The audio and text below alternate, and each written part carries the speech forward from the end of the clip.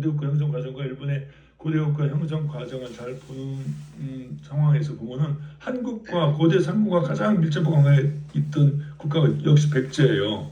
그러면 우리가 왜 전통산업을 이것을 왜 취재할 것이냐?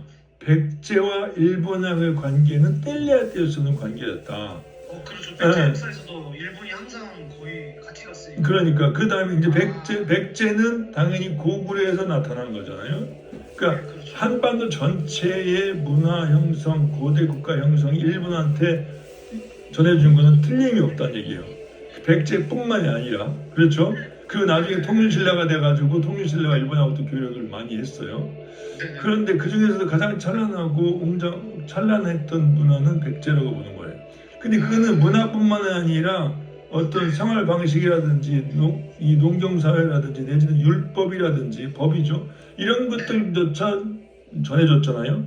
백제의 왕인 박사가 가서 일본의 한자, 천자문, 아지키 이렇게 해서 일본의 문화의 기초를 만들었대요. 그것이 일본의 나라현이고 바로 옆에가 교토예요. 그러니까 일본의 교토는 나라현의 아스카무라라고 있어요. 여기가 아스카무라가 부여하고 50몇 년 동안 저 자매기를 맺어 있어요. 그리고 나라에는 우리 충청남도하고 벌써 그 10몇 년 이제 자매기를 그거 맺은 게 저예요. 나라에나 그때 그 장본인이야. 내가 이하물산에 오셨을 때 모셔가지고 그래서 대백제전 했단 말이에요. 그래서 박 국장도 잘 아는 거고 대백전에서 내가 대백전에 일본 사람들 많이 내려오고 그걸 크게 잘 치러가지고 그래서 행정의 달인이 됐어요. 제가 외교 홍보 지방 지금도 국가에서 지정을 받는 무슨 장인 명인처럼 행정의 달인 지칭을 받고 있죠. 그래서 그 부분을 아셔야 된다는 얘기죠. 그러면 스토리가 쭉 눈에 보이잖아요. 어디를 정착할 것인가. 그러니까 맨 처음에 인트로를 어떻게 쓰냐면은 한국 고대 국가 형성 과정의 문화와 어떤 습관이라든지 법률이라든지 이런 천자문이라든지 이런 것들을 일본이 전파했던 것이 바로 어디냐면은 아스카무라 나라현이다. 근데 710년에 이 나라현으로 천도를 해요. 아스카무라 바로 옆에서. 그 다음에 800년 정도 일본 교토로 또 이렇게 천도를 하거든요. 그 다음부터 교토가 한 1000년도 있었던 거죠. 그래서 명추신 1868년에 도쿄로 갔단 말이에요. 이 교토라고 쓰면은 경도라고 쓰잖아요. 경도. 경자 경기도 할 때 경자예요. 그러면은 도읍은 여기 중도 할 때 도자니까 교토를 쓴단 말이에요. 천년고도란 말이에요. 이게 동쪽에도 교토를 만들어야 된다 해서 동쪽의 교토를 줄여서 동경이에요.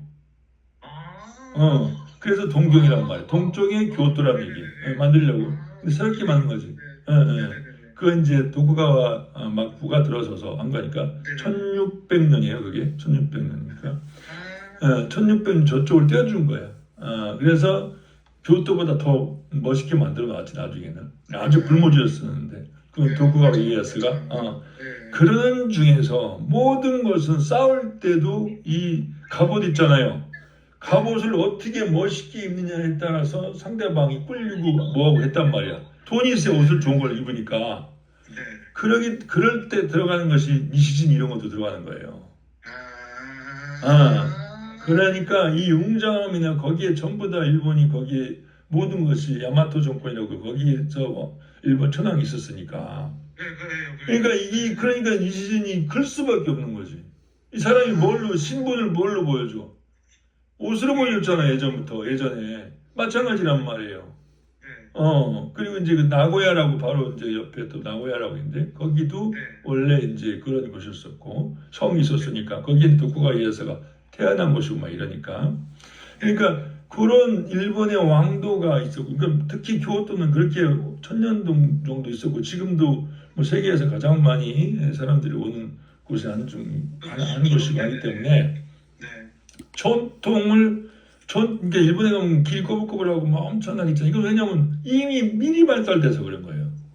우리는 나중에 발달되니까 길로 헛저헛저 이렇게 했잖아요. 고속도로처럼. 그러니까 우리가 되게 그런 것 같이 보이지만은 예전에는 안 그랬다는 얘기지. 그래서 그런데 큰 현대사에서는 우리가 많이 밀리잖아요. 1590인 임진왜란한테도 침략을 당할 정도니까. 그런데 중세 때 그런데 그 고대에서는 우리가 7, 8세기까지는 우리가 GDP가 훨씬 높았다는 얘기. 가장 세련된 가장 첨단 산업이 도자기였었거든. 아, 그걸 우리가 전달해 주는 거예요. 그러면서 그것도 마찬가지란 말이죠. 네네네. 그렇기 때문에 그런 형성 과정에서 우리 그게 충청남도의 백제왕도였었던 특히 이 중도일보 백제왕도에서 이 충청남도에가 큰 역할을 한 거는 다름이 없다. 그런데 왜 충청남도에 이 전통 문화, 즉 이 공주에 조금 남아 있지만은 분청사기 같은 거. 근데 이런 것들이 한국이 왜 그게 아직도 발전시키지 못하고 크게 곽강을 못 받고 그렇게 산업이 침체되느냐? 일본에 가보니까 그렇지 않더라. 네. 결국은 일본의 습성이나 일본의 관습이나 기질도 있겠지만은 사람들이 찾아오게끔 하고 거기에 가치를 높이 올리고 그리고 지자체에서의 어떤 보호는 별로 없어요. 오히려 아, 그 지자체에서 뭘 해주고 뭐 하는 거를 그런 거를 간섭하고 하는 거를 해서는 오히려 안 되는 거예요. 그래서 관주도가 아닌 예전부터 관주도가 아닌지 그런 산업은 전통 산업을 관에서 주도할 수가 없는 거고 주도해서는 이미 전통 산업은 없어지는 거예요. 정치와 마찬가지로. 그래서 문화는 영속적이지만 정치는 순간적인 거예요. 네네. 그래서 문화는 무의식적이지만 정치는 의식적인 거예요. 그런데 현 사회에서는 의식이 지배하는 거 한같이 보이는 거예요. 정치라는 것은. 그런데 무의식은 지배당해도 살아있는 거예요. 깨져도. 그런데 의식은 지배당해서 지배하지만 깨지면 끝나는 거예요.